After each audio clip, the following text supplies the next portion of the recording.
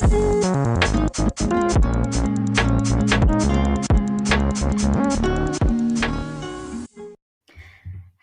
there, and welcome to episode 8 of the Or So She Says podcast. My name is Narissa Shea, and I am a personal trainer, nutritionist, sport and exercise psychology consultant, a yoga instructor, and a professional Irish dancer. I am so buzzing for today's episode. Today, I will be chatting with Sarah Hawkins, an AFN registered associate nutritionist and yoga teacher who specialises in gut health.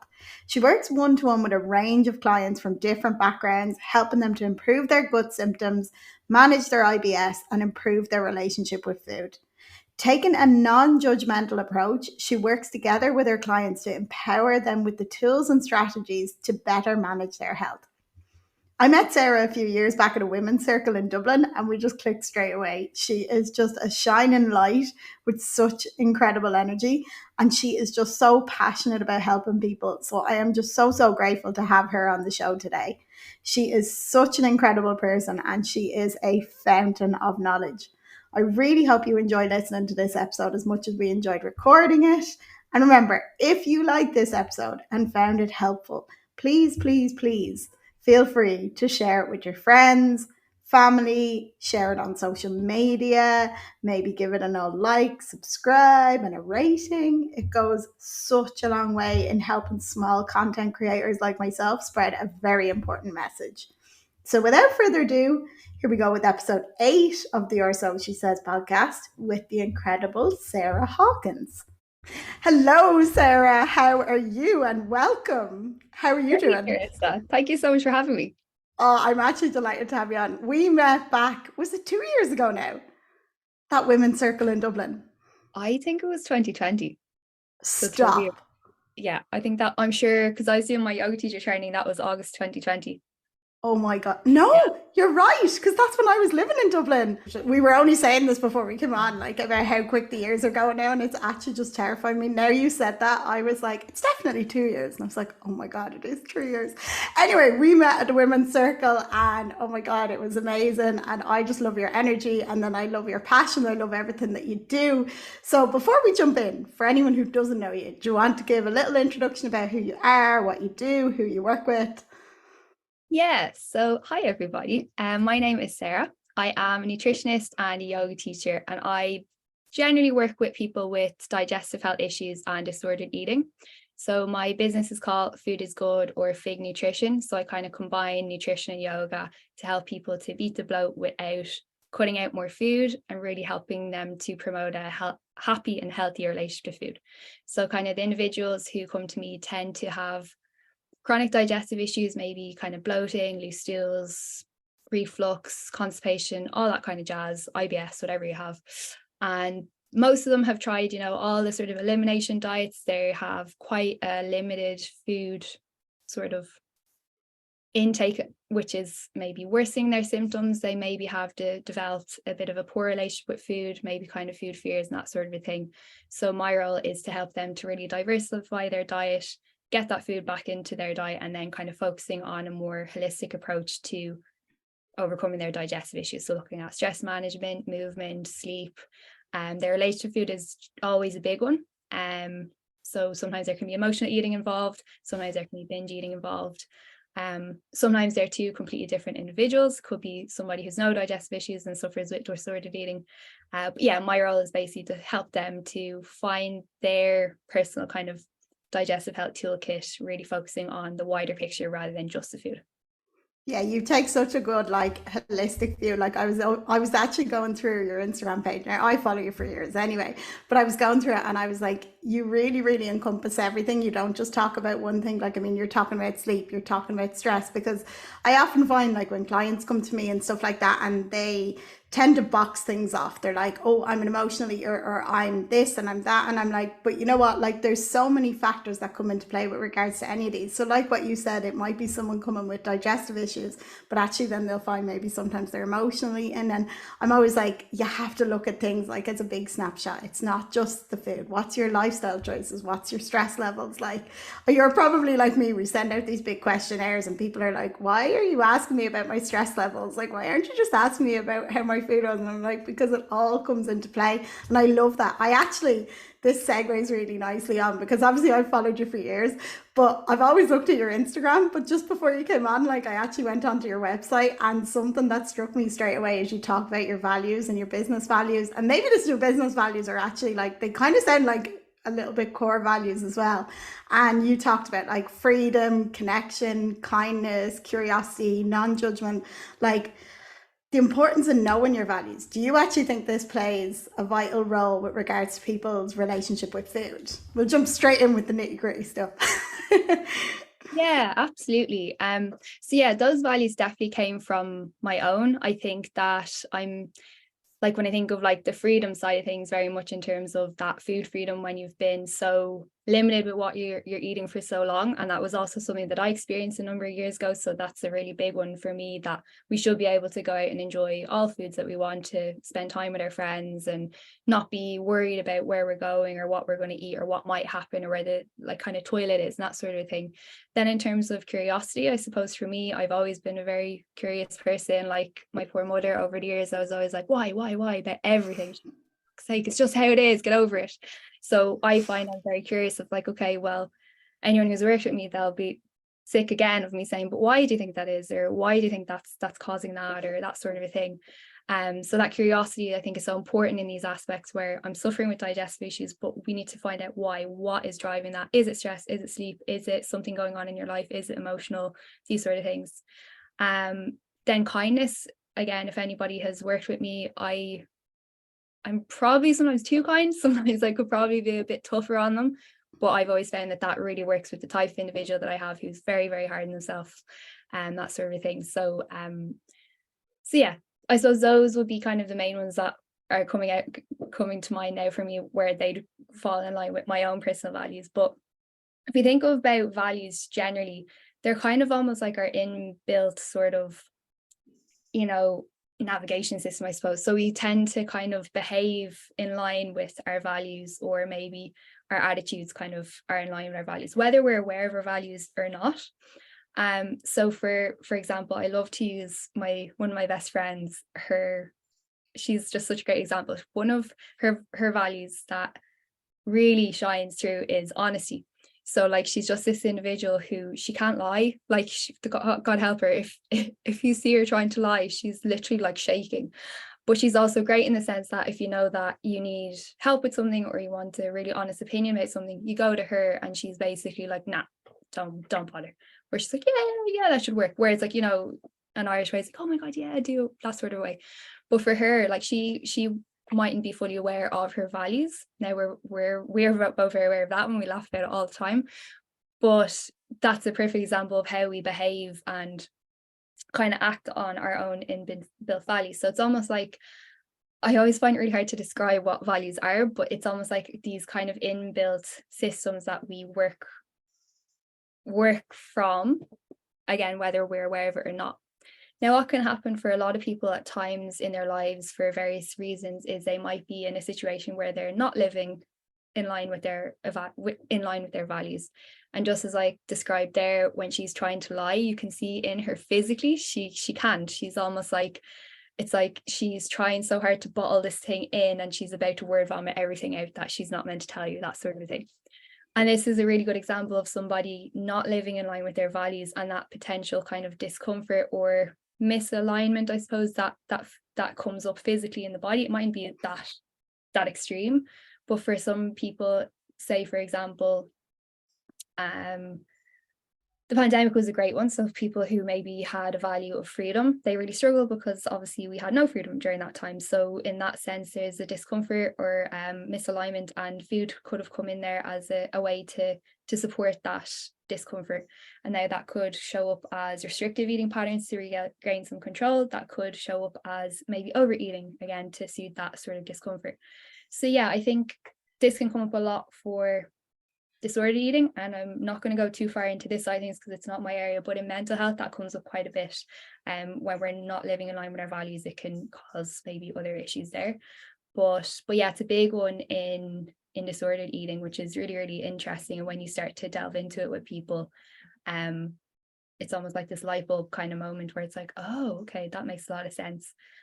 Yeah, it takes a bit of work. Sometimes it can be really hard to figure out what your values are. Our values change a lot. So as you go through life, different life situations, different life stages, your values might change quite a bit. So someone might have a value of freedom in their 20s, then maybe they have a child in their 30s or 40s, and security then or safety is really important because it's not about them anymore. So yeah, I think that answers your question.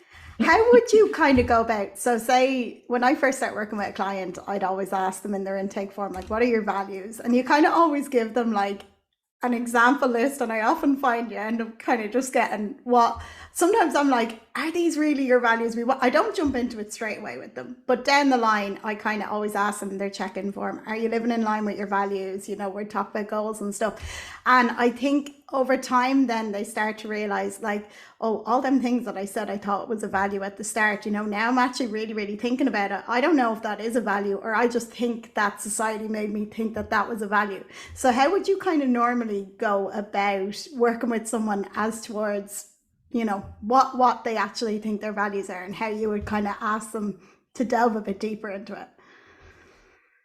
Yeah, so I suppose I sort of approach it a little bit more subtly. So I mightn't outright ask, okay, what are your values? Because what I find, I don't know if you find this, I'm a nutritionist. People come to me and they expect we're talking about food, we're talking about cutting this out, like particularly for digestive issues. It's like, what foods do I need to cut out? What am I doing wrong?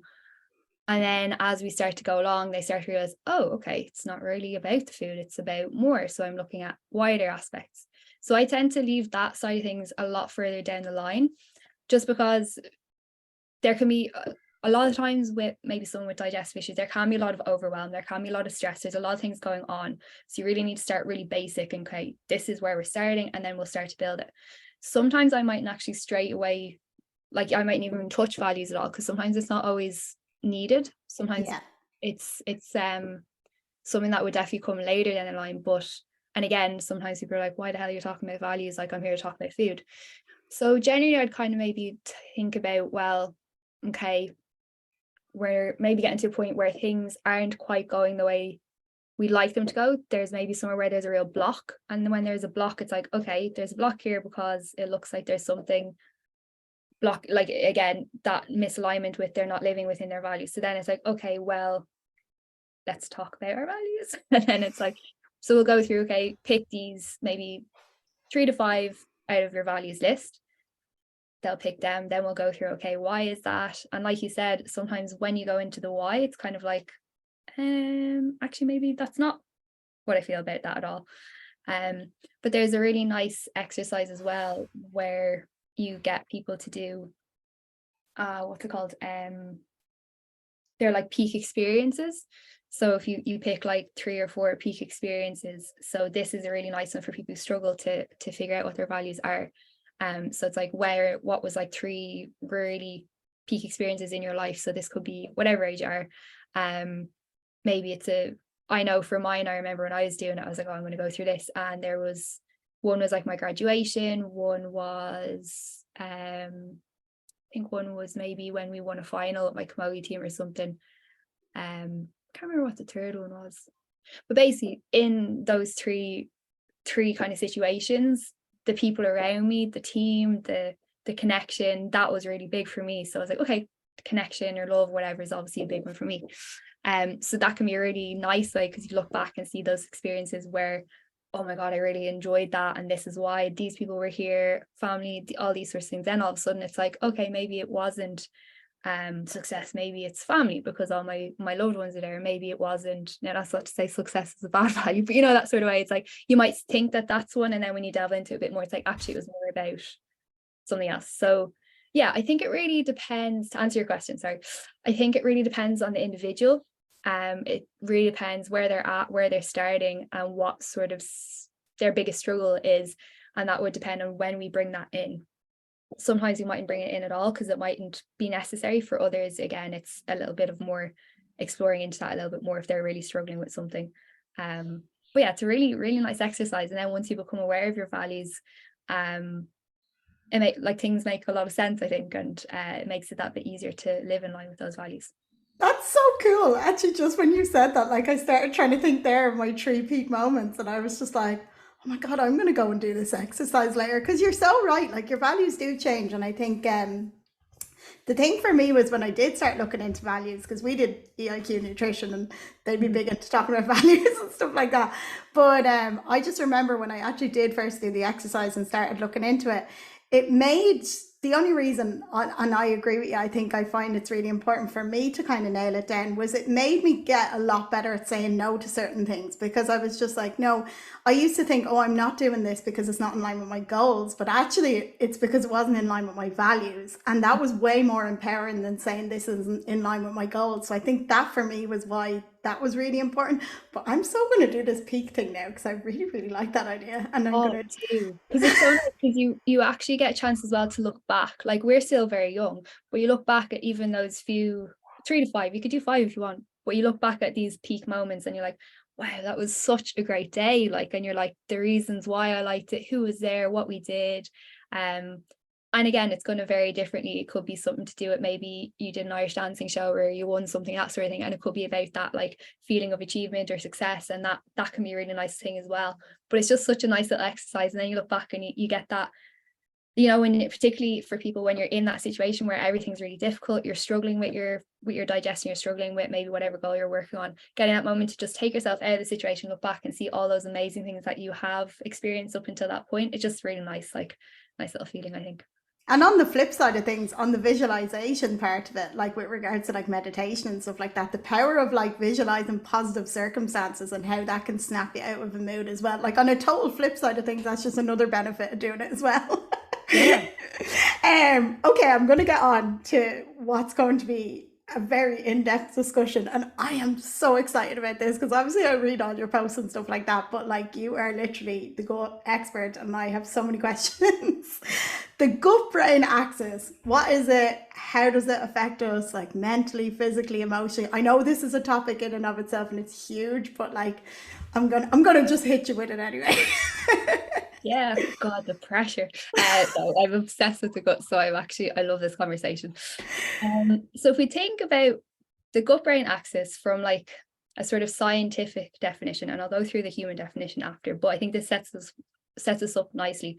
The kind of science definition would be it's a bidirectional communication between the central nervous system and the enteric nervous system, linking emotional and cognitive centers of the brain with peripheral intestinal functions. Now, for you with your science background, I'm sure you'll probably understand that. To anybody listening who's like, what did she just say? Basically, it's just a communication, bidirectional, which means they're both in communication with each other, communication between the brain and the gut. So our brain is very much driven by the central nervous system. You can correct me if that's wrong there. And our enteric nervous system is the nervous system within our gut, and it's lots of little neurons within the gut. And basically these two major organs are constantly talking to each other. So in terms of that sort of emotional connection to the gut, I'm going to tread on this really lightly because again, I'm a nutritionist, I'm not a psychologist or psychotherapist. So to put this very simply, if we think about various emotions can show up in the gut, and my favorite examples are stress, anxiety, and fear and excitement, 4 favorites. So if you think about maybe if you've ever gone on a roller coaster, when you're on a roller coaster, you get to that really top peak just before you go to that like really like drop down or any sort of like fun fair sort of thing. Generally, when you get to that top, I don't know if you've experienced this, but I feel like my heart and my stomach both drop. And it's almost like I've just lost those 2 major organs. And then you're like, going down. So that's like an example of like fear, I suppose, showing up physically. Then another example of, say, excitement. Maybe you're about to go see your family that you haven't seen in ages. Maybe you're going on a first date, all these sorts of things. Now, I suppose with the date, it could be fear either. But but that sort of like, butterfly feeling in your tummy, and you're kind of like, oh my God, I'm so excited. So that's like a really nice feeling. Then in terms of maybe stress or anxiety, if you're about to go and do a presentation, a job interview, if you're about to stand in front of, I don't know, hundreds of people about to do an Irish dancing show, you get that sort of maybe like a different kind of butterfly in your tummy. And then you're kind of like, oh God, I don't know if I need to go into the toilet 10 times before I get on. So those are kind of some examples of how those emotions can show up physically. that I think people can generally kind of conceptualize or feel.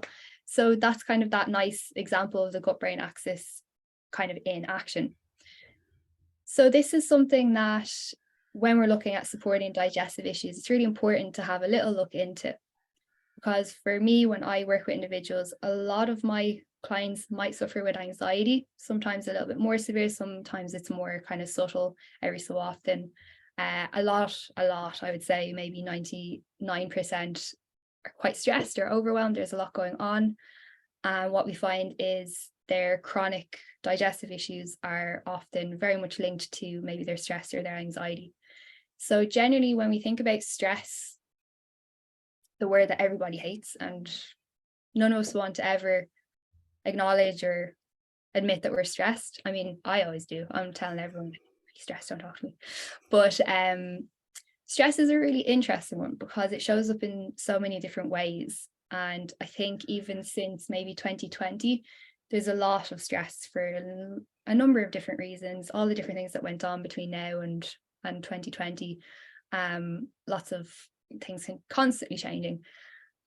So basically, in terms of stress, how this impacts the gut, basically when we're in this sort of stressed state or the fight or flight state, our body wants to prioritize all the energy for dealing with the stressors. So if you think about the stressor now, it's not going to be something it's going to be pretty stressful. But if we go back to kind of evolutionary times, that stress response was to get us out of a life-threatening situation. So this might be something like being met with a lion or a tiger or a bear, wherever you live in the world. And in that moment, your body's like, right, we need to get out of here, either fight the bear, lion, tiger, whatever you call it, or get out of here. So in that moment, the body needs to really react really quickly. So that's the brain identifying stressor. Let's react. So we get this increase of stress hormones that drives blood flow away from the gut to the working muscles, increases kind of alertness, makes us stronger. So then we leg it away, go back to our nice little cave, and then we get to our cave or whatever little hut, wherever you're living. You're back to safety. That stress response is halted, or we go back to our homeostasis, and then everything comes back to normal. So in that stress response, the gut is basically not the priority. Digestion is not the priority. Food is not the priority. Our priority is safety, get out of here. So to kind of put that simply, the digestive system is essentially kind of like powered off. So if you think about digestive juices aren't going to be flowing, we're not going to be, gastric emptying is going to maybe slow down. This can kind of affect gut motility in two ways. So for some people, they might notice gut motility might increase, and that might result in maybe loose stools. So that's where you get the nervy kind of poo before maybe a big presentation or all those things that we just talked about. For other individuals, sometimes that means gut motility slows down. So for some people, they might notice constipation or they might notice more bloating. So if we bring that caveman to now, 2023, we're generally not being chased by some sort of predator, but our stressors are coming in lots of different ways now. So that could be as simple as a work email from your boss. It could be something going on at home. It could be illness in the family. It could be a breakup. It could be, we're not in a pandemic anymore, but there's enough going on in the world to kind of, if you turn on the news, you'd be stuck in that stress response for fucking hours. So, there's lots of things going on, and sometimes they're all coming at once. So your body's kind of like stress. And then sometimes we can get stuck in that sort of constant state of fight or flight to a point where we don't actually know any better. So that's why we say, oh, I don't feel stressed, because maybe you don't really know what it's like to not be stressed. And that's what I noticed quite a bit. And then you might, let's do a little yoga class. And then it's like, oh God, okay, yeah, I was stressed. So yeah, it's kind of that sort of, we're so used to being in this cycle of go, go, go. And a lot of the people that I work with as well, they might be working high-powered jobs. They could be juggling families. They could be traveling all over the place. Like, they're constantly on the go. There's a mix between they can't stop because they're doing too much, or they don't want to stop because they don't know what it's like to be still. And when they do finally stop, it's like, whoa, I'm actually a bit tired and I was a bit stressed. And then, yeah. So So yeah, the digestive system then can get stuck in that sort of chronic state of fight or flight. So constant kind of stress hormones coming at it, disrupting normal gut motility. They might have maybe chronic loose stools, they might have chronic constipation and bloating. And then sometimes maybe if they do get to that, like say it's like a really busy week in work, they can't go to the bathroom. And then they get to say the weekend where they've slowed down a little bit, then all of a sudden it's like the bells won't stop, and it's like, what the heck? Like, and so it can alter, and again depends a lot on the person and what their stressors are and their kind of personal physiology. But yeah, it's kind of one of those things that we don't want to face. Two, we might notice that it's an issue, and three, when we do, it's a bit of a, okay, this is what's going on. But it's a non-negotiable. We have to, when you're working with digestive issues, it can't be ignored, because it's probably one of the main drivers that I see anyway as a nutritionist. I think like you're so right. And I actually I have a good few clients at the moment now who are dealing with very, very high stress situations. Like they're gone back to do courses, but they also have families, and then they're working full time as well. Some of them are working 60 plus hours a week, and they're like, I actually am so, I don't even know if I'm stressed anymore. I don't think I'm stressed. And I'm like, okay. But like, I found that myself when I first launched my business, first 6 months, I did not take a day off. I was bet to my phone, had all my notifications on. I was replying to people all the time. 6 months down the line was when I started breaking out in psoriasis all over my neck. I've never had psoriasis in my life. And I was out hiking with my friend, and she was like, that's psoriasis. And I was like, what? She was like, that's from stress. And I was like, I'm not even that stressed. And then I was like, oh my God, I actually am. But exactly like what you said. And I think it's really, really scary that in this day and age, we are so caught in the trap of fight or flight that we don't even know what it feels like to not be stressed. And I think that, like, you're a yoga teacher as well. For me, when I fall out of practicing yoga myself, and say I go through periods of time where life is really busy and I'm not actually going to yoga classes, or I'm not doing my meditation, all of a sudden then I start to notice, I'm like, oh my God, like I'm constantly thinking about the next thing I have to do. I'm constantly looking at my to-do list. I can't switch off. And like, it's really hard, because this actually leads on really, really well to the next thing. I suppose I was listening to a podcast before, and I can't remember who it was talking about a stress bucket. I thought it was such a nice way of talking about like how different people can deal with different levels of stress. But equally, some people are good at dealing with certain types of stress, and other people are better at dealing with other types of stress. But it doesn't necessarily mean that all that together, one person is just better at dealing with stress overall. But like, do you find that people have different tolerances, or like, do you find, what would your main tips be for stress management? And actually, for people who just cannot seem to switch off. I have a client at the moment who is after getting really, really sick, and she, like, to the point she was kind of tipping away at things, and we totally taken a break. I was like, you need to rest. You actually need to rest now. And like, she's gotten really, really sick, and I was like, you've just been running on fight or flight for so long now. But she was like, I actually am really sick and I still cannot seem to switch off and relax. Like, so what would your main tips be for people who are in very high stress situations?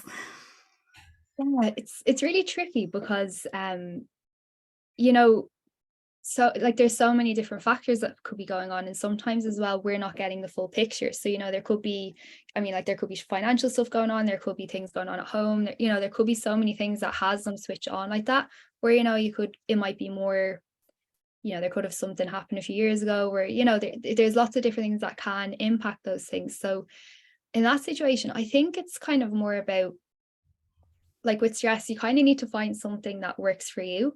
So I kind of like to approach this from, like, if we think about, not don't think of it like stress management, because it's like, oh, for God's sake, it's another thing that I have to take off. Yeah. And generally the type of individuals I work with, they're kind of higher achievers. They like to tick things off, they like to achieve things, they like success. So again, if it's like, when they, like, I have this particular woman in mind and she's absolutely amazing, but again, it was like tick box, tick box, tick box, and then if one of the boxes doesn't get ticked, we're down on the floor, where the week has been horrible, whatever. So basically, I kind of think of it, rather than think of it as like stress management, think of it of like, okay, well, what do I like to do? So for example, maybe some people like to walk their dog, maybe some people really like going out to meet their friend for coffee, and maybe some people like to spend some time alone just watching a movie.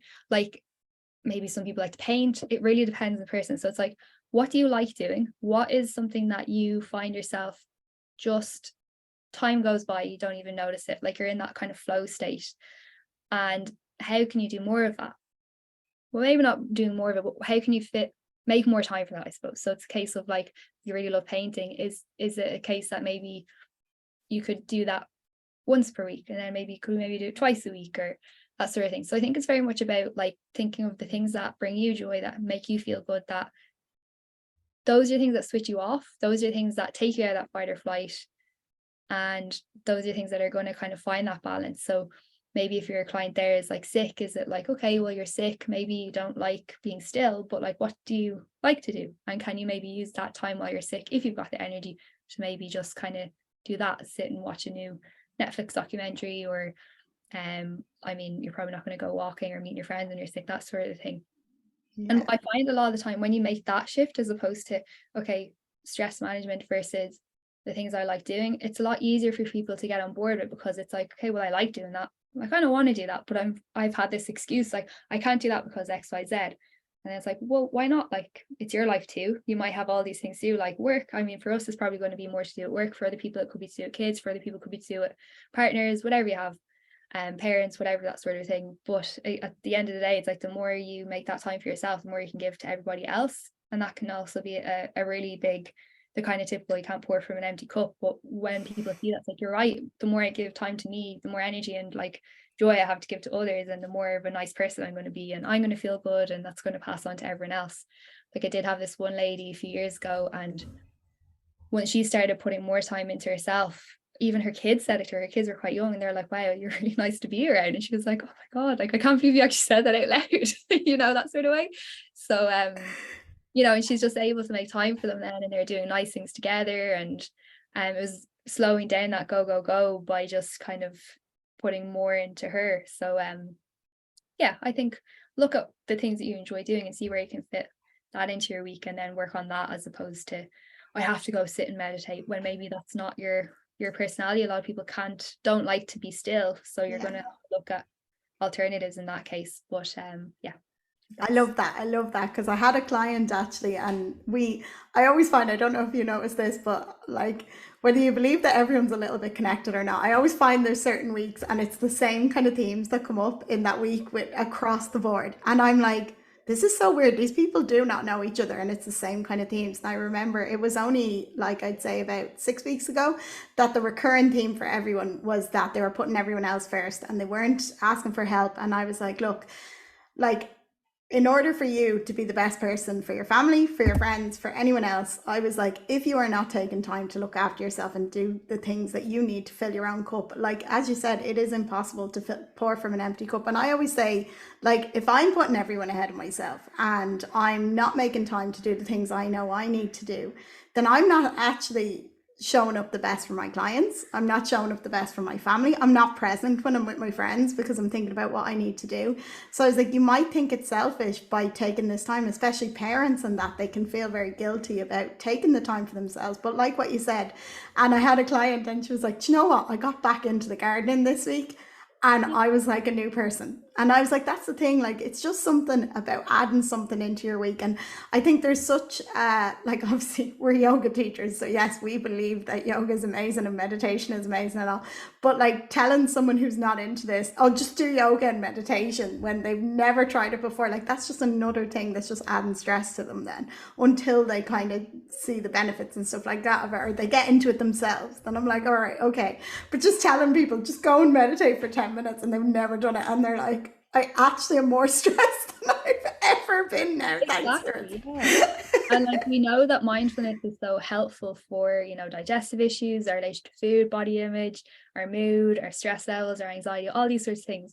But that mindfulness can come in so many different ways. So like your client there, gardening is probably a really mindful activity for that individual. Someone else might find jumping into the sea is quite mindful because you cannot think of anything else, it's absolutely freezing. Or like going for a little walk, just looking around, or painting. So like, when we think of mindfulness, I think the first thing that I know for my clients, they're always like, oh, I'm actually going to say to start meditating, but it can come up in so many different ways.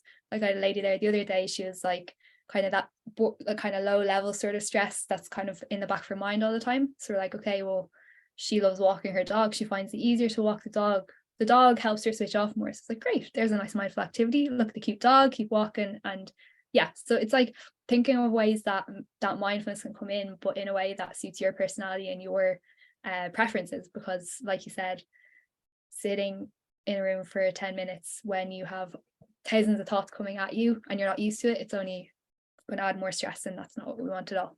Yeah, and I think that was one of the things for me when I first started doing yoga. Actually, I knew we'd end up segueing into yoga. I didn't mean to do it yet, but anyway. But I think when I first started practicing yoga, like for me, it was very the physical thing about getting into my body. And I hated Shavasana, and I hated the breath work, and I hated everything. I had to sit still, and I loved the big, powerful vinyasa flows. And then over time, I got like really into it and like loved the Shavasana. I loved the yin yoga. I got really into like actually just not needing to move, but still being in my body. And for me, that's what kind of segued me into meditation, but it didn't happen overnight. And I think people feel this intense pressure when they hear mindfulness, like what you said, oh, so I need to start meditating. And I'm like, well, no, find something that's going to be the way for you to tap into the present moment and roll from there. I was like, for some people, exactly like what you said, like when I go out for a walk, I just say, like, the simplest thing for me, I might listen to a podcast, whatever, but for the last, say, 5-10 minutes of the walk, I'll just take the headphones out and just walk. And I was like, that for me is a mindful activity. Do you know what I mean? Because I'm just like, right. And sometimes that doesn't actually mean that my thoughts aren't going. My thoughts are going 90. But actually, that's sometimes where I come up with great content and that. Because I'm actually allowing myself to think the thoughts instead of just being distracted all the time. So I think we have this notion that, especially when people first start to meditate or whatever, that they have to stop the thoughts. And I'm like, we have been on this planet for whatever age you are, and our brains are constantly firing and wiring to make connections everywhere. And you're expecting to sit down for 5 minutes and all of a sudden just be this Zen Buddhist just sitting under a tree with no thoughts. I was like, it takes so much practice. And I said it on a podcast before, actually. I was like, for me, to be honest, when I am into my meditation and my yoga, I don't actually really notice that much of a difference when I'm actually in it and doing it. It's when I stop doing it. I realize how not present I'm being in everything else and how more reactive I'm being as opposed to being able to take a step back from situations. And that in and of itself for me is a way of dealing with stress. And it's not that in the moment I'm not taking on as much stress. It's my ability to handle the stress. And when I'm not looking after myself and I'm not doing these things, then all of a sudden my stress bucket goes through the roof and I drop a pen and I'm crying. I'm like, no. Yeah, I'm with you on that. It's like this fine line where it's like everything's fine, then it's like, oh no. Okay, don't talk to me. Everybody just get out. It's like, what happened? I dropped the pen. It's like, okay. That was the straw that broke the camel's back. I'm like, yeah, it was my favorite pen. Yeah.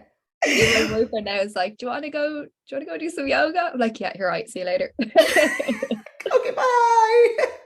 But I did notice that actually over the summer and stuff, like before I went on holidays and had loads going on, I was trying to jam way too much into the week. And I tried, like, for me, my morning routine is like a ritual. I have my meditation, do a bit of journaling. Like, now I know I don't preach about this, because if I tell people who have 4 kids my morning routine, and you see the influencers on Instagram, I get up at 6 a.m. and I open the curtains and I make the bed and then I do this and I have my, and I'm like, yeah, because you don't have anyone else to look after, like, and I'm very, very grateful that, like, this is my morning routine, but I also don't preach about it and go on and on and on about how amazing my morning routine is when people are literally like, I had 3 hours sleep and I keep 4 humans alive every day. Like, I really don't care about your morning routine, or so I'm like, okay. So it's all about things like that. But for me, I do find, like, if I don't take that time in the morning, I'm not showing up as a good person for anyone for the rest of the day. So I was like, but it's just about finding what works for you, and exactly like what you said, what fills your cup, and that's different for everyone. Like, so I think that's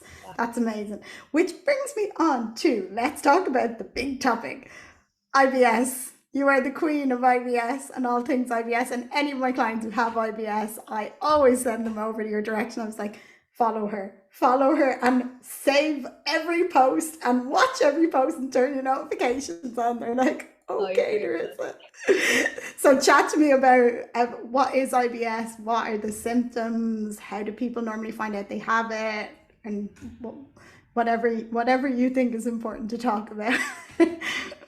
Yeah, so IBS, is irritable bowel syndrome. I throw that acronym around as if everybody knows what IBS is, but actually let's just talk about that first. So irritable bowel syndrome.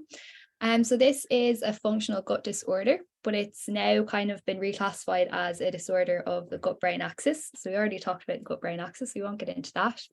But the symptoms of IBS can vary a little bit. It tends to be loose stools, diarrhea, constipation, bloating, cramps, these sorts of things. So some people might be more predisposed to IBS-D, which is one which is more diarrhea kind of related. IBS-C would be more constipation related, and sometimes there can be a mix between the two. So again, depends a lot on the individual. So in terms of how people find out, so generally you kind of notice people find they start to experience more frequent digestive issues. Sometimes they can start with bloating, sometimes there's cramps, sometimes there's pain, and then sometimes there's a change in stool habits. And again, this can vary widely of why that begins. It can be genetic, it can come from somebody having something like gastroenteritis or an illness. It could be from after traveling. It could be, again, we're coming back to stress. Sometimes big life change and stressors can bring this on as well. So the diagnosis criteria is the Rome IV. I never know with the Roman numerals. This is kind of the widespread known kind of diagnosis criteria. So this is basically recurrent abdominal pain on average at least 1 day a week in the last 3 months. And this is associated with 2 or more of the following. So related to defecation, a change in stool frequency, or a change in the form or appearance of stool. So just to put that into human terms, if you notice more frequent kind of tummy aches or cramping, and it's associated with maybe a change in stool frequency, so if you're going to the toilet more often, less often, a change in the formation of that stool, if it's more loose, if it's more harder to pass, or if you notice that those kind of tummy aches are related to when you're going to the toilet, like you notice it more that, oh, when you really need to go to the toilet. If it's once per week for the last 3 months, generally with a kind of maybe intro of 6 months, 3 to 6 months, that would be the diagnosis criteria. In terms of diagnosis, we always have to go to our GP to get a diagnosis. I'd really strongly recommend never ever self-diagnosing IBS. And the reason is the symptoms of IBS cross over with so many other things that kind of can be a little bit more sinister than IBS. I'm not saying that IBS isn't serious. It's a really debilitating condition to kind of live with.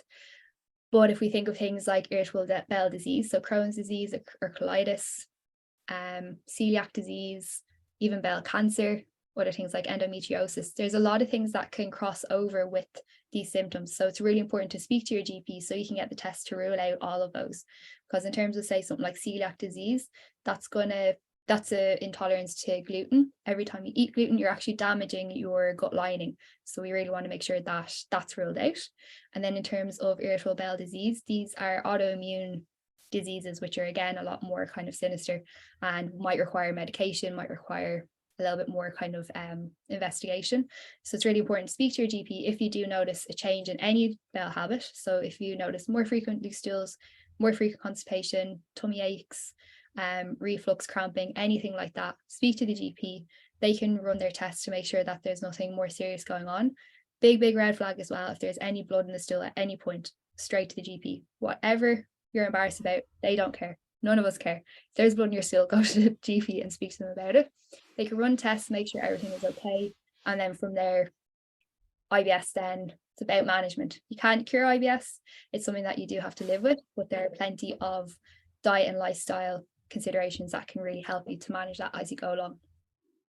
Okay, because I have a few clients that have IBS, and I think like one of the main things you talk about as well, and well, this isn't just for IBS, this is for like overall health as well. And I think it's something that, well, when clients first start working with me, I'm like, okay, right. So if they're coming from a background of not understanding nutrition at all, we'll talk a little bit about energy balance, about calories and stuff like that. But then we start talking about fiber and the importance of fiber. And this is only something that I realized when I studied nutrition, when I did EIQ. And I was like, wow, this is not something like that. We've all heard, oh, calories, and we've all heard them going on and on about protein, but it's not really as talked about is fiber. And do you want to talk a little bit about what is fiber, why it's important? recommendations how people can get more fiber in their diet, because my clients are always like, help. I'm like, Yeah. okay. Yeah, well, I suppose a good starting point is fiber is your best friend. Whether you have digestive issues or not, I mean, it's just so good for you. So fiber is a form of indigestible carbohydrate. So I know for the people I work with, I obviously work with people with restrictive eating habits, disordered eating, that sort of thing. A lot of them like to maybe avoid eating carbohydrates, which is really limiting their intake of fiber. So obviously that's a whole other different conversation, which we can segue to if you want. But basically, fiber is a type of indigestible carbohydrate. So when we eat foods that contain fiber, they aren't actually digested into our body.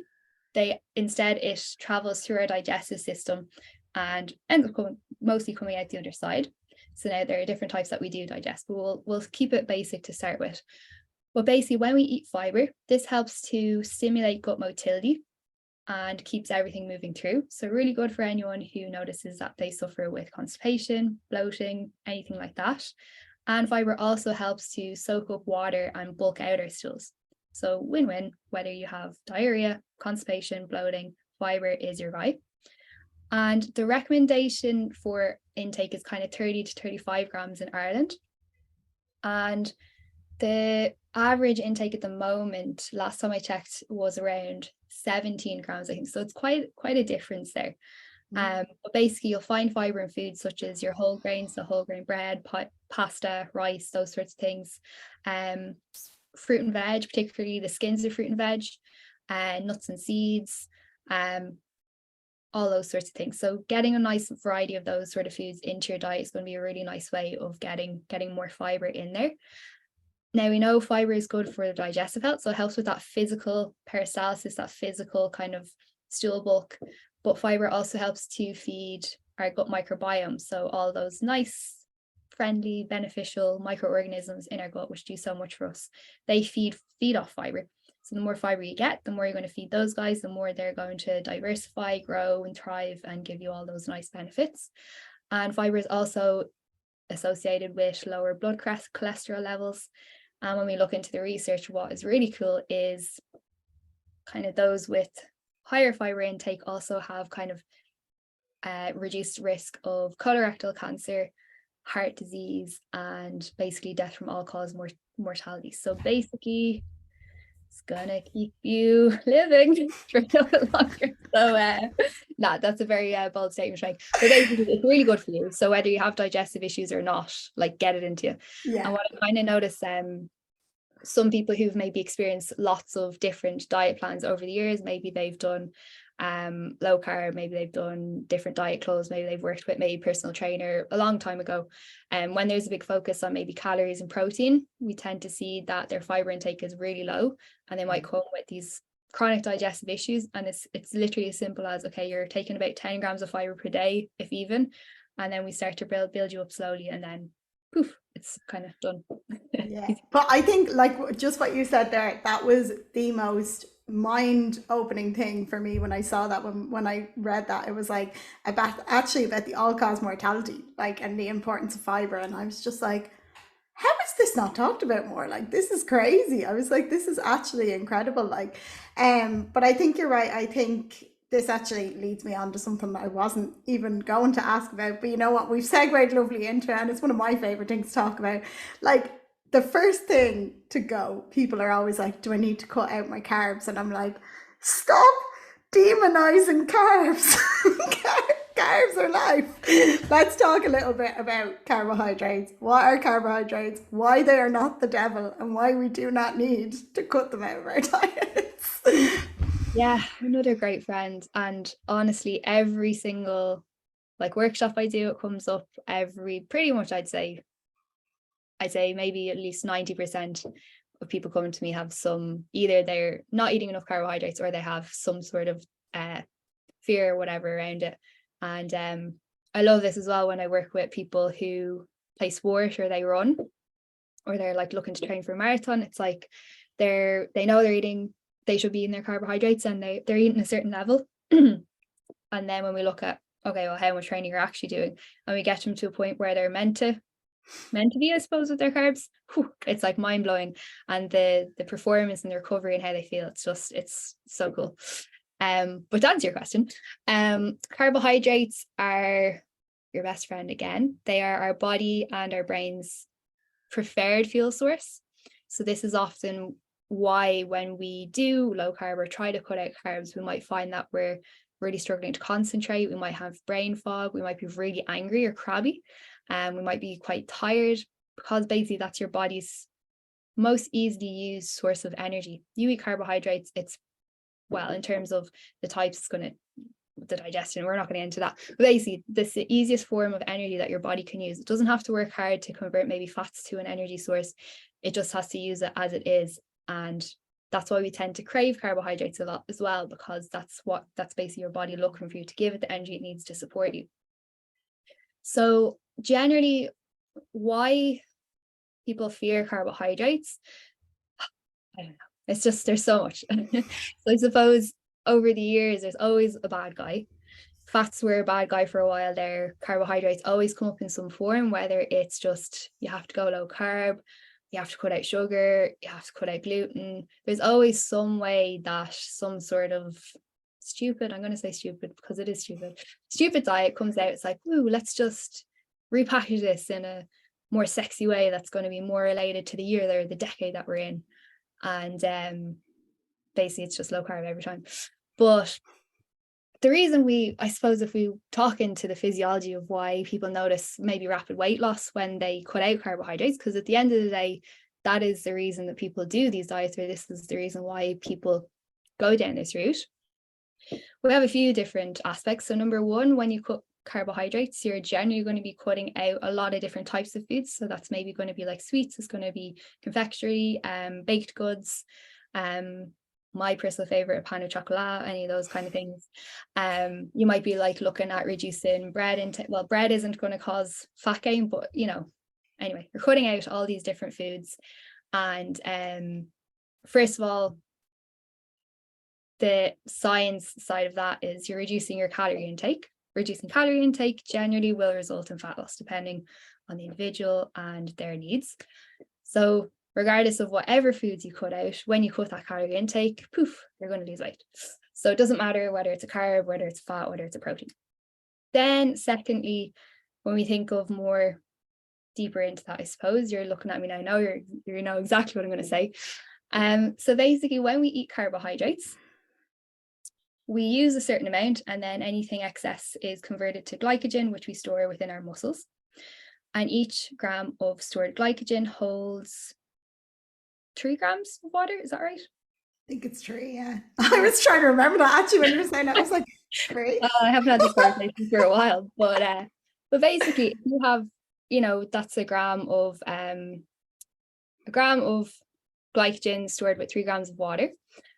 Then if we can hold up to say about 500 grams of stored glycogen at any one time, then you're looking at, 1.5 grams of water. So overall, you have 2 kilos of extra weight. Yeah. Now, this weight is not body fat, it's just weight when you stand on the scales. So obviously then when you cut out carbohydrates, you're going to be cutting out that store of glycogen, which isn't ideal because that store of glycogen will back you up on the days maybe you haven't eaten enough, or particularly if you're active, that stored glycogen will get you through a race, get you through a training session, get you through your matches. So not ideal for the active ones. But when you remove that, so you're taking out whatever amount of stored glycogen you've got, you're reducing that weight on the scales. And that's where it looks like it's rapid weight loss, when actually it's more to do with maybe water and stored glycogen as opposed to body fat. So that's why generally when we start off maybe on a low carbohydrate diet, first week or two, you're like, wow, this is amazing. Like I've dropped so much weight so quick. We're all hyped up. We're all delighted. And then it starts to maybe lag, whatever, slow down, because you're actually getting to the point there where, okay, maybe now you're tapping into body fat stores, or the calorie deficit might be becoming your maintenance, that sort of a thing. So I think that's really important to remember, that when it comes to carbohydrates, it's not always about the body fat, it's about what's going on within the body. And overall, They're a really important nutrient. They are a source of our energy. They're a source of our fiber intake, which we already discussed is your best friend.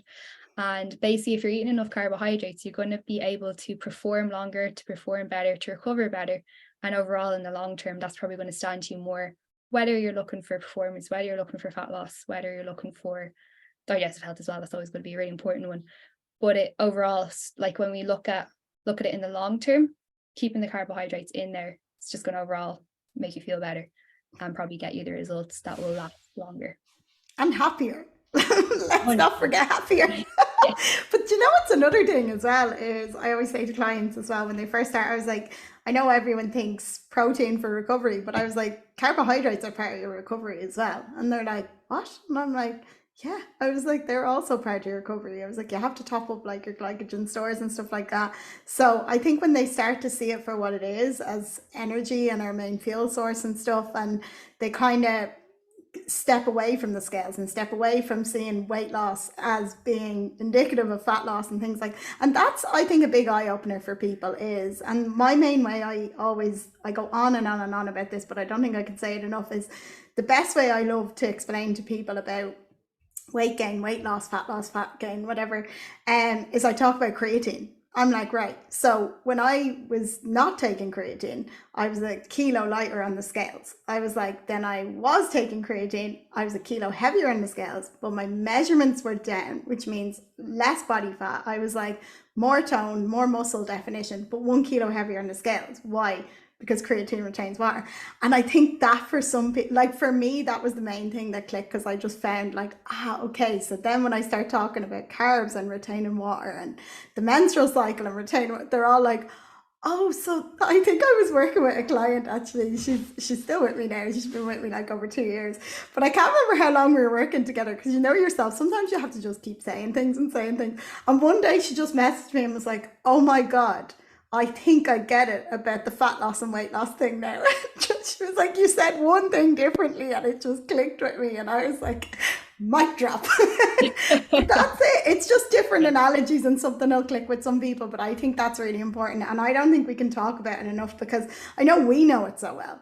But I still, like, same as yourself, like probably about 90% of clients that come to me, like they'll be like, am I eating too much carbs? And I'm like, no, you're probably not eating enough carbs.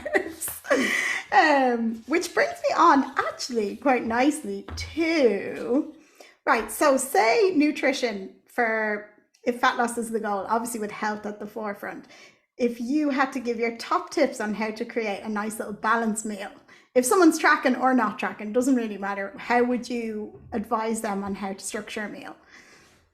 Yeah, so I really love to use a sort of balanced plate sort of visual. I'm very much like a visual sort of learner kind of person. So whether my clients are or not, they're getting it. But a nice way to look at it is you have your plate, and that could be a bowl for some meals. People always put me off on that one. But you have your plate, and always think of those 3 macronutrients. So we have our protein, we have our fats, we have our carbohydrates. And when we think as well, really important to remember, when we kind of spoken quite a bit there about how a lot of people like to cook carbohydrates, sometimes people like to cook fats. When we think about those three macronutrients as macro meaning large, we need them in large amounts for health. So it's really important that we are consuming all of them. So if you have our little bowl or a plate, we're looking at maybe about a third to a half of that coming from carbohydrates. The half is probably going to be more appropriate for someone who is quite active. Then about a third of that should be about from your carbohydrates, so potatoes, rice, pasta, oats, bread, definitely the bread, because no one wants to eat bread, but we're still talking about it. All these sorts of things. So about a third of your plate coming from that. About it's probably less than a third, generally a palm-sized source of protein for your meals and your snacks. That can be a nice way to look at it, because that is a nice serving for your body. So for me, I have teeny tiny hands. I'm a very short individual as well, so I'm going to need a little bit less than maybe a 6'5" rugby player. So using your hand is going to be a nice gauge for protein intake. And then we want to be looking at maybe half of the plate coming from as much kind of fruit and veg as we can. That's going to support your fiber, your micronutrient intake, vitamins and minerals, and then maybe a smaller amount of fats. So maybe they kind of say a thumb size portion of fats, but when we think about maybe like oily fish, that's going to be a really small serving of oily fish, even though that's going to be your protein source. But like things like your oils, your nuts, your seeds, that sort of a thing. So yeah, I think nice colorful plate, looking at your about half of it coming from veg, about a third coming from your carbohydrate, then a smaller portion for your protein. That'll generally be a nice way to view your meals. Simple as that. We can really overcomplicate these things. But then if we're looking at maybe 3 main meals and then 2 to 6 snacks per day, depending again how active you are, what you're doing every day. If you're a mom, you're probably going to need some more energy as well to run after all the children. So that can be a nice one to look at. I love that. And I love when it's actually just broken down in such a way, because especially if clients aren't tracking calories or anything like that, I have like a little PDF that's kind of exactly like what you said. It just shows using your hands. And I was like, and look, you're not going to need this PDF forever. But if you can get used to being like, there's my protein source, there's my carbs, can I add some fruit and veg to that, with a little bit of healthy fats? I was like, and that's it. And I was like, and don't overcomplicate it. So then when they start thinking, oh my God, but what if I'm eating out? I'm like, literally just look at it and say same thing. Now look, you're not going to have control over the portion sizes and stuff like that, but I was like, it doesn't need to be so complicated. And I think I just think of, I always put myself in the position, because I think we forget when we do know these things that there's certain things. I put up that thing, I don't know if you saw it on Instagram yesterday, about the olive oil. And it's not to freak people out. Like, I was like, olive oil is amazing. I was like, use the olive oil. But I'm just showing you the difference between covering the pan or actually being like, that's 10 grams or whatever. And the amount of messages I got that were just like, oh my God, like that's literally it. Like they were like, I don't even think about it. And I was like, this is not to get people freaking out about calories. I think like for me, it was just like the simplest thing of knowledge is power, of being like, oh wow, that's 100 grams of pasta. Whereas before I would have put my plate, like I would have done everything the opposite way as I do it now. I would have based everything around the carbs. So I probably would have had about 200 grams of pasta, which nothing wrong with carbs at all. But I just would probably be like, ah, no, I'll leave out the chicken then. So there was no protein in it. There was no fat in it. Because of course I was like, oh my God, fat is the devil. Because I used to think fat was bad. And all these things just so, and I wouldn't even be feeling as satiated after the meals. There'd probably be no fruit and veg. And I just think now I was like, compared to how these simple changes made such a difference in my life. And I think the more we can spread a message that it doesn't need to be so complicated, the more people can feel a lot more empowered. And I think that's amazing. Okay, my last question, because I'd keep you all day. And I suppose this is kind of a tricky one, but I suppose it's just coming up a lot. And you talked about it a lot at the start as well, as like relationship with food and emotional eating and stuff like that. Do you have any like tools that you use with your clients, or like journal prompts or anything that you kind of use, or what would your top things be? Yeah, I actually just wanted to say one last thing actually about that just popped into my mind there as we were talking, for the perfectionists in the room, because I know plenty will be listening. I see them every day. In terms of those, when you're making your meals, remember that there will be situations where you can't do that, and you might eat out and that mightn't be the meal that you can plan for, and just go easy on yourself. Always look for that sort of imperfect action approach. Do what you can. And if you can't have a protein source at some point, that's fine. Just eat. Yes, I love that. I love that actually, because that's literally me. And I was like, oh my God, yes, no, that's what we need to say. Because I'm always like, imperfect action is better than perfect inaction. And then I end up down a rabbit hole and I'm like, this. And I'm like, practice what you preach, nurse. Practice what, and I definitely practice what I preached in Italy. I think I lived off pasta. Yeah. There wasn't a tap of protein in there. I just wanted a ravioli all the time. I was like, bruschetta, fab, gelato. Yeah, it's like, what is protein? I don't think my muscles had protein for 10 days. I was like, but life was great. It was fine. I had a good time. I like that. You'll have those situations like your holidays where like eating habits and your meals are completely out of your hands, and just surrendering to that and enjoying where you are, enjoying the food.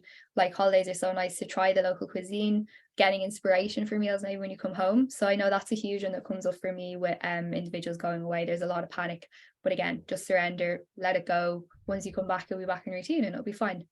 To come back to your question, sorry, I thought of that. I was like, that has to be said. In terms of emotional eating, it's an area I'm really, really passionate about, work with a lot. And again, it can kind of vary between individuals. There's lots of different drivers there. In terms of the kind of, I'd say, top 3 tips, I would say, Firstly, you need to ensure you're eating enough. This is the biggest one that I see with people that come to me. They're not actually eating enough during the day, which is then driving them to eat in the evening.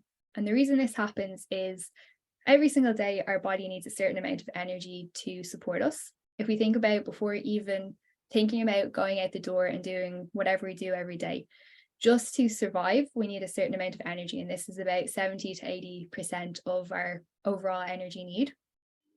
And basically, what your body's going to do is, if we think of the survival, it's like your heartbeat, breathing, your brain. Your brain is a really hungry organ, takes about 20% of your overall calorie intake every day. So keep thinking of your lovely brain.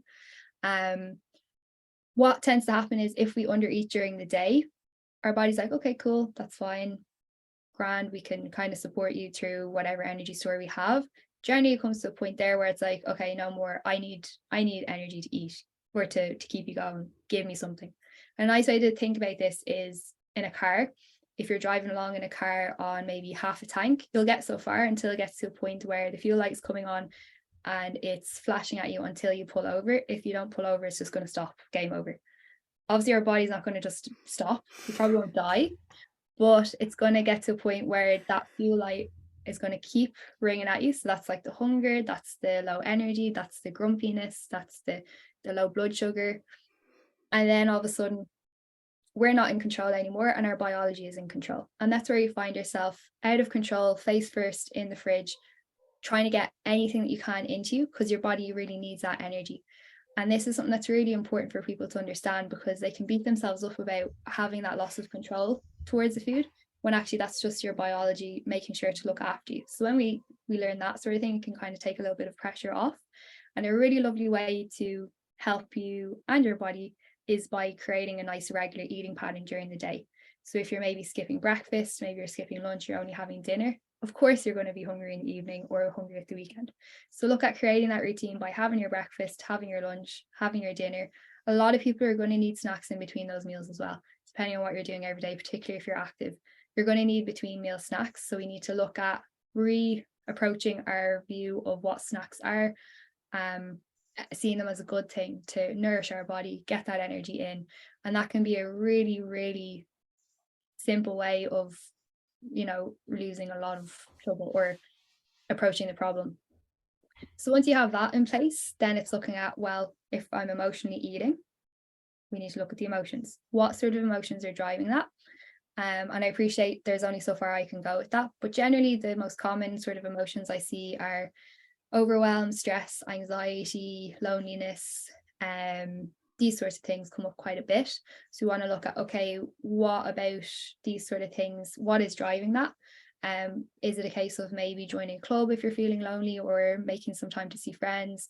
If you're feeling stressed or anxious, what's driving that? Is there a way of approaching that? If you're feeling overwhelmed, is there a way of delegating the things that you need to do? And obviously it's not that simple. It's going to take a bit of time, but these are kind of the overarching things that we'll look at. So yeah, journal prompts are often going to come in there as well, because those kind of journal prompts help us to explore that emotional side of what's going on. That can take a lot of time, can be quite hard when we're not used to naming or feeling our emotions. So a lot of the time in emotional eating, the act of eating food helps us to avoid approaching our emotions and to suppress the discomfort of the emotions that we're feeling. It can come up in happy emotions and maybe not so happy emotions. So just to kind of put that in there too.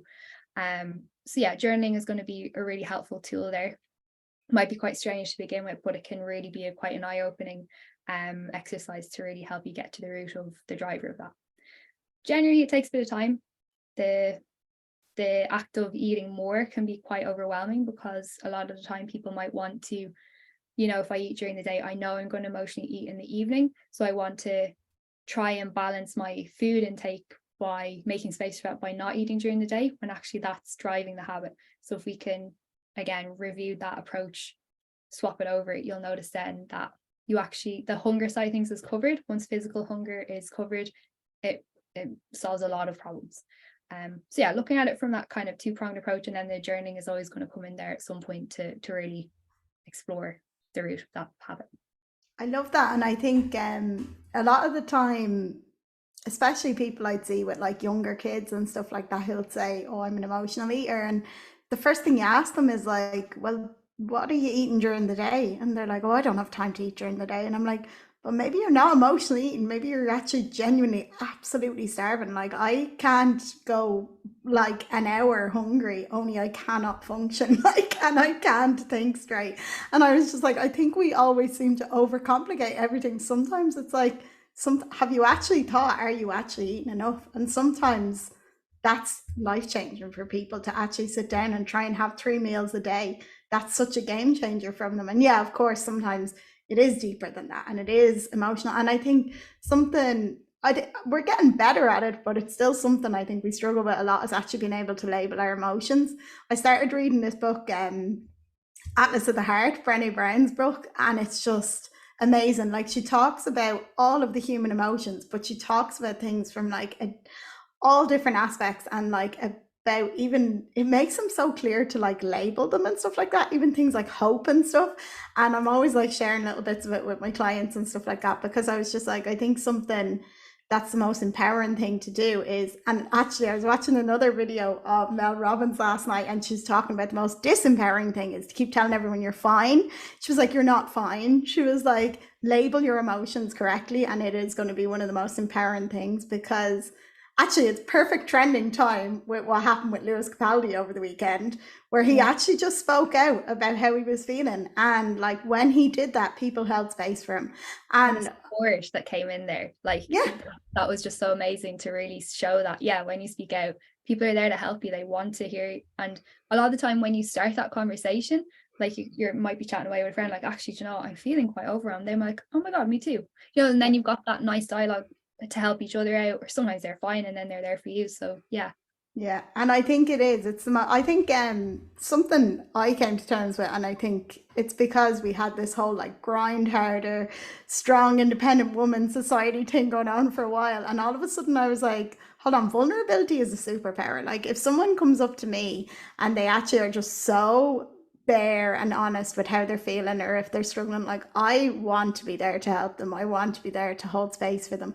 Like how are people ever going to know how you're feeling if you just keep going, I'm fine, I'm fine? Like people, and then people get frustrated that other people don't know what they're going through. But I'm like, we're not mind readers. Like we have to get better at labeling our emotions. And I think like especially when it comes to relationship with food and stuff like that, and relationships in general, you have to get better at labeling emotions. So I think that's probably like what, and it doesn't come overnight. You're so right. Like I still bottle things up sometimes, and all of a sudden I'll be like giving advice to my clients, and all of a sudden I'm like, wow, I needed to hear that today. It's like, damn. So I think I think it's an amazing tool for relationship with food, but it's also an amazing tool to just get better at with time. And I think it's another thing that kind of yoga and meditation was like, sitting with the uncomfortable feelings and stop shying away from uncomfortable feelings, because they're there for a reason, to show you something too.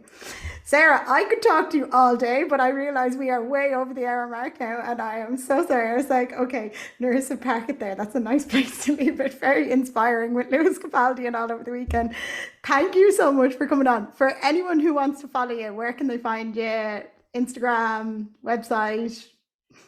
Yeah, so I'm most active on Instagram. So my Instagram handle is at f.i.g_nutrition_. My website is www.fignutrition.ie. And yeah, you should be able to contact me through both of them. So if you want to ask any questions on the back of this, I'm always open to the chats. And yeah, hopefully the conversation was very helpful. Thank you so much for coming on. And we have to meet up for a coffee soon. Yeah, definitely. Take this in person. Wow, that was just amazing. Oh, I learned so much from that, and I hope you did too. As I said at the start, if you like this episode, please, please, please feel free to share it with your friends, with your family, with your work colleagues. It goes such a long way in helping small content creators like myself get an incredible message out, especially with these amazing guests I've had on the last while. As always, your support is very much appreciated. And I will be back very, very soon with episode 9. Oh my God, we're nearly on episode 10. I'm so excited, and I'm so delighted to be back recording podcasts and actually have the time to do it again. I hope you are enjoying them too. If you have any questions, my DMs are always open, and there is ways to contact me down in the description below if you have any queries.